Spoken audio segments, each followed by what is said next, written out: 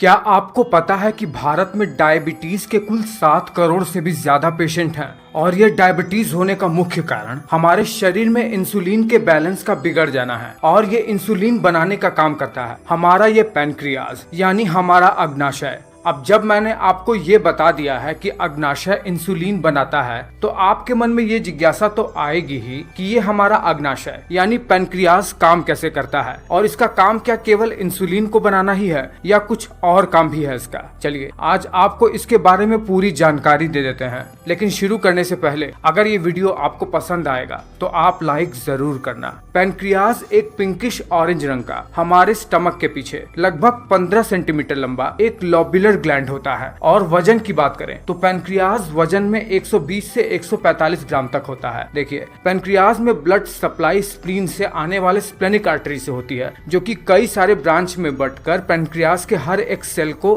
Blood provide करवाता है। जब हम इस पैनक्रियाज को स्लाइस करके यानी काट कर देखेंगे तो हम पाएंगे कि पैनक्रियाज के बीच में बिल्कुल पेड़ की एक शाखा की तरह पत्तियों की जाल की तरह एक संरचना होती है और उसके चारों ओर कुछ स्पेशल टाइप के सेल्स घिरे रहते हैं। एक बार इस संरचना को आप ध्यान से देख लीजिए। जब हम इस संरचना को, जो कि एक टहनी में पत्तियों की शाखा की तरह है अग्नाशय में, उससे देखेंगे तो हम पाएंगे कि इसके बीच में एक डक्ट है जो कि सीधे छोटी आंत में जाकर मिल जाता है। और इस डक्ट के चारों ओर पत्ती जैसी संरचना वाली जो चीज आपको दिख रही है वो है एसिनर सेल, जिसका बहुत इंपॉर्टेंट रोल है। देखिए जब भी हम भोजन करते हैं और भोजन करने के बाद जब यह भोजन स्टमक से छोटी आंत की तरफ पास होता है तब हमारा स्टमक एक गैस्ट्रिन नाम के हार्मोन को रिलीज करता है, जो कि पैनक्रियाज में मौजूद इन एसिनर सेल को स्टिमुलेट कर देता है। और इसके बाद एसिनर सेल उस भोजन को पचाने के लिए कुछ डाइजेस्टिव एंजाइम बनाना शुरू कर देता है। डाइजेस्टिव एंजाइम बनते हुए यह इस एसिनर सेल से लगे हुए डक्ट में चले जाते हैं,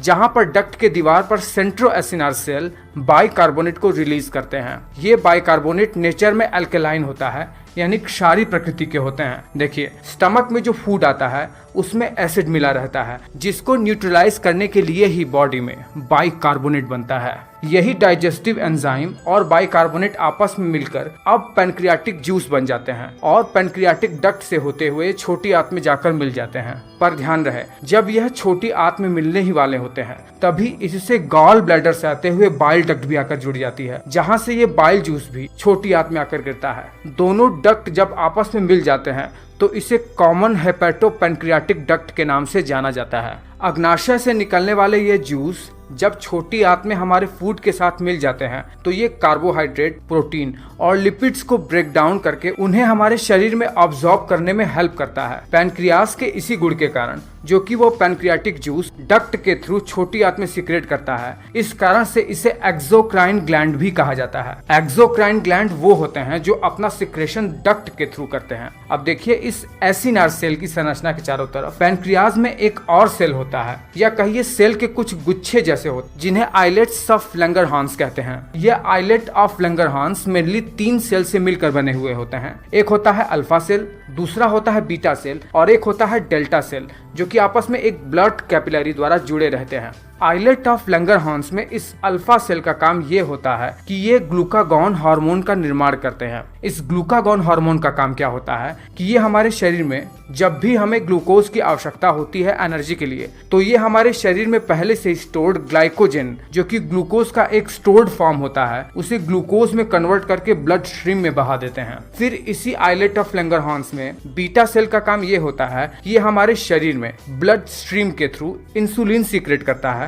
और इंसुलिन का काम हमारे शरीर में ये होता है कि जब हमारे शरीर में ग्लूकोज की मात्रा बहुत ज्यादा हो जाती है तो ये इसे ग्लाइकोजन में कन्वर्ट करके हमारे मसल्स में स्टोर करवा देता है। और जब भी हमें जरूरत पड़ती है ग्लूकोज की, तब ग्लूकागॉन इसे ग्लूकोज में कन्वर्ट करके हमारे शरीर को एनर्जी प्रोवाइड करवाता है। यानी ग्लूकागॉन और इंसुलिन का काम बिल्कुल एक दूसरे के अपोजिट है। डायबिटीज में भी तो यही होता है। डायबिटीज में व्यक्ति का पैनक्रियाज इंसुलिन बना नहीं पाता है, जिसके कारण से शरीर में ब्लड शुगर एक्यूमुलेट होने लगता है और यूरिन के थ्रू शरीर से ग्लूकोज बहुत ज्यादा बाहर निकलने लगता है, जिससे शरीर कमजोर होने लगता है। वही आइलेट ऑफ लैंगरहांस का तीसरा सेल सोमेटोस्टैटिन नाम के हार्मोन को रिलीज करता है, जिसका काम इन अल्फा और बीटा सेल्स से इंसुलिन और ग्लूकागॉन हार्मोन को इनहिबिट कराने में मदद करवाना है। देखिए आइलेट्स ऑफ लैंगरहांस से जो भी हार्मोन रिलीज होते हैं वो सीधे ब्लड स्ट्रीम में सीक्रेट होते हैं, जिसके कारण से अग्नाशय को एक एंडोक्राइन ग्लैंड भी कहा जाता है। एंडोक्राइन ग्लैंड वो होता है जो अपने हार्मोन को सीधे ब्लड स्ट्रीम में सीक्रेट करते हैं। इस हिसाब से हम ये कह सकते हैं कि पैनक्रियाज एक एंडोक्राइन और एक एक्सोक्राइन दोनों ही प्रकार का ग्लैंड है। तो कुछ इस तरीके से काम करता है हमारा पैनक्रियाज यानी अग्नाशय। आपको ये वीडियो कैसा लगा है मुझे नीचे कमेंट करके बताइए। अच्छा लगा है तो लाइक जरूर और जरूर ही करना। अगर आपको शुगर की दिक्कत रहती है, आयुर्वेदिक दवाई के माध्यम से आप चाहते हैं कोर्स करना, तो एक बार हमसे संपर्क जरूर करें। 100% आयुर्वेदिक गारंटी का कोर्स होता है। जड़ी बूटियों से ही दवाई तैयार की जाती है, जो कि आपको परहेज के साथ में करना रहता है। आप परहेज के साथ में कोर्स करेंगे, आप बिल्कुल ठीक हो जाएंगे। ये 3 महीने का ज़्यादा से ज़्यादा कोर्स रहता है। अधिक जानकारी के लिए आप एक बार हमसे संपर्क जरूर कर सकते हैं। हमारी यहाँ पे और भी चीज़ों की दिक्कत दूर की जाती है, जैसे ये सबसे पहले तो आपका हो गया शुगर, दर्द आपको जोड़ों में हो, एल्बो में हो, या फिर आपका कमर में दर्द हो, सर का दर्द हो, कहीं का भी आपका दर्द हो, आपका ये आयुर्वेदिक से कोर्स करना होगा, बिल्कुल ठीक हो जाएंगे। बाद में हमारा आता है आपका ये गैस कब्ज, जिसकी लीवर की वजह से दिक्कत होती है, इसका भी सफल इलाज है आयुर्वेदिक दवाई के माध्यम से। फिर आता है हमारा जो है बीपी। आजकल हर तीसरे दूसरे व्यक्ति को आपको बीपी की समस्या देखने को मिल जाएगी, तो इसकी भी हमारे यहाँ पे गारंटेड आयुर्वेदिक का कोर्स होता है। इसके बाद थायराइड जो होता है ना, वो कई प्रकार की होती हैं, अलग अलग थायराइड्स होती हैं, तो आप उसके लिए भी हमारे यहाँ पे बात करके अपनी परेशानी को बता सकते हैं। उसी हिसाब से आपको आयुर्वेदिक में मेडिसिन दी जाती है। फिर इसके बाद हमारा जो है आता है एक सबसे जो कॉमन चीज होती है, जो कि हर किसी को आजकल देखने को मिलती है, वो है सेक्स की प्रॉब्लम। किसी भी प्रकार की अगर आपको सेक्स की दिक्कत है या आपको नर्वस होना पड़ता है, तो आप हमारे यहाँ पे एक बार संपर्क जरूर करें। आयुर्वेदिक दवाई होती है, ये कैप्सूल्स रहते हैं, टैबलेट्स रहती हैं, बहुत सारी दवाइयाँ हैं, वो आपके अकॉर्डिंग ही दी जाएगी। ये जो आप स्क्रीन पे देख रहे हैं, इस प्रकार की सभी जानकारी के लिए आप एक बार हमसे संपर्क करें, या किसी भी आयुर्वेदिक से रिलेटेड कोई भी जानकारी के लिए एक बार आप संपर्क जरूर करें। अगर आपको हमारा वीडियो अच्छा लगा हो तो प्लीज लाइक और सब्सक्राइब जरूर करें।